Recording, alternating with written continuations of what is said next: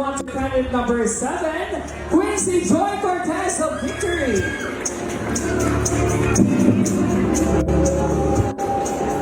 Hi, Quincy. How are you?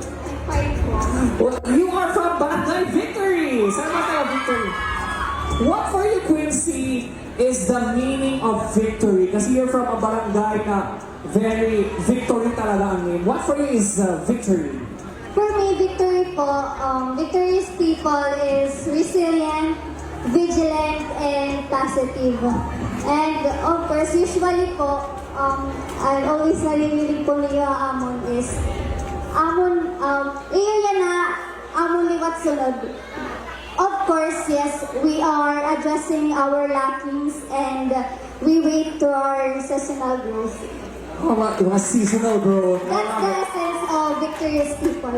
Thank you so much. I hope that you get the victory tonight. Okay? So Quincy, you can now pick your number sa ating bowl.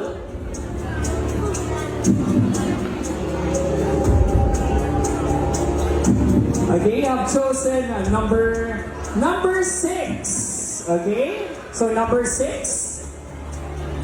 So your question goes like this, Quincy. The Liberation Peace Monument in Dulag is an important symbol of the Tao's history. How do you think such monuments contribute to the collective memory of the community? Again, the Liberation Peace Monument in Dulag is an important symbol of the Tao's history. How do you think such monuments contribute to the collective memory of the community? I firmly believe that this monument is our historical significance. And this, we can preserve and maintain this historical significance to ensure our past memories and of course to educate our future generation.